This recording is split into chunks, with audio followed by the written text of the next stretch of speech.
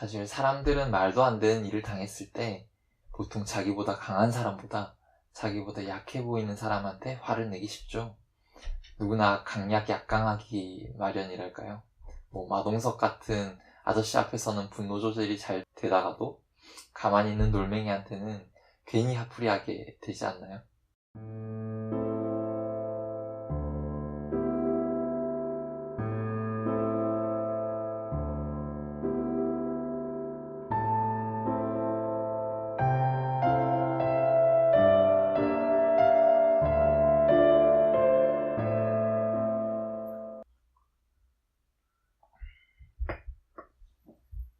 안녕하세요. 현대사 연구자 김동주입니다. 커피 내린 서재는 역사 논문을 소개하는 곳입니다. 역사도 머리 아픈데 논문이라니 너무 멀게 느껴지시나요? 논문은 어렵고 딱딱합니다.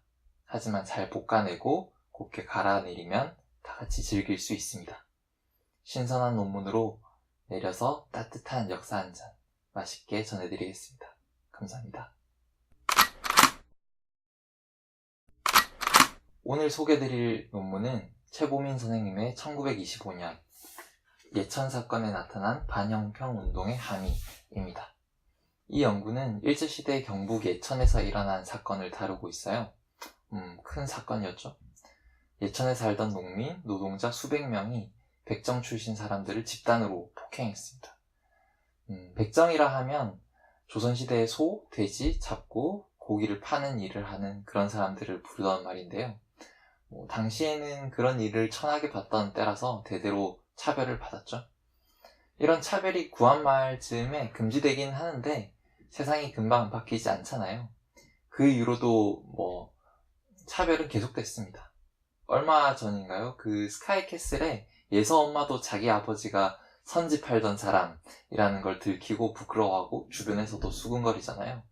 그래서 1920년대 즈음 해서 백정 출신들이 모여서 우리 차별하지 마라 하고 운동을 벌이는 상황까지 벌어진 거죠. 이게 형평운동입니다. 그런데 1925년 예천에서 수백 명이나 되는 농민 노동자들이 이런 백정 출신들을 마구 때리고 이전과 같은 백정으로 살겠다 하는 그런 다짐까지 받아냈어요.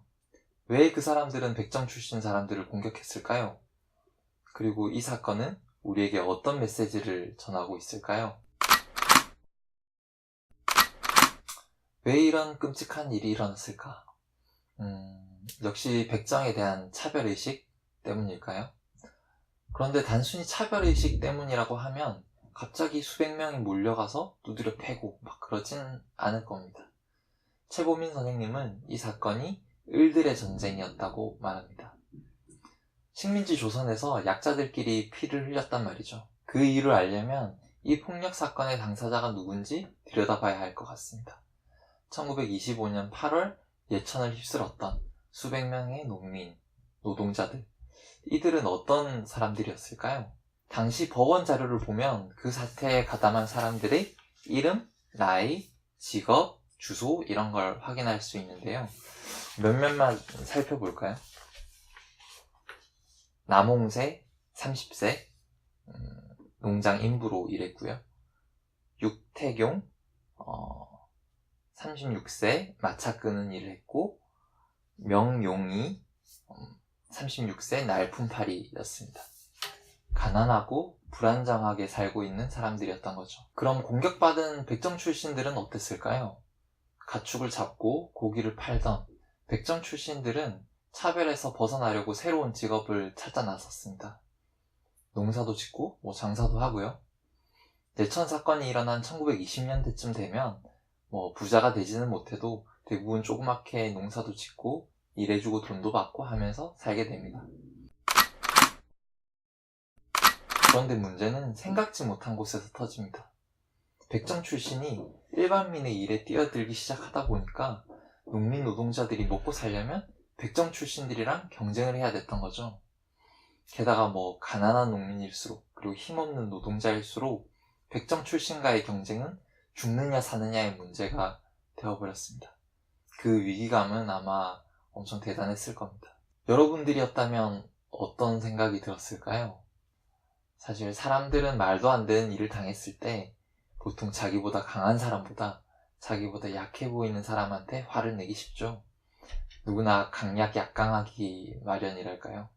마동석 같은 아저씨 앞에서는 분노 조절이 잘 되다가도 가만히 있는 놀맹이한테는 괜히 화풀이하게 되지 않나요?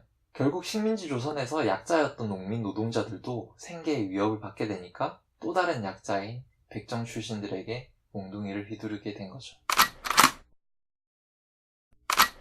1925년 사람들이 백정 출신을 폭행했던 예천 사건은 그 중심에 사회적 약자라고 할 수 있는 사람들 간의 적대가 있었습니다. 슬프고 답답한 일이죠. 과연 우리는 예천 사건에 가담한 사람들을 묻어놓고 쉽게 욕할 수 있을까요? 2019년 오늘도 현실이 각박해질수록 온갖 갑질에 시달리는 것도 모자라 을간의 다툼이 심해지죠. 1925년 예천 사건을 되풀이하지 않으려면 약자의 분노, 그 분노가 다른 약자에게 향하는 것을 막고 그 분노를 더 나은 방향으로 풀어낼 수 있는 정치가 필요할 것 같습니다. 지금까지 커피 내리는 서재 김동주였습니다. 감사합니다.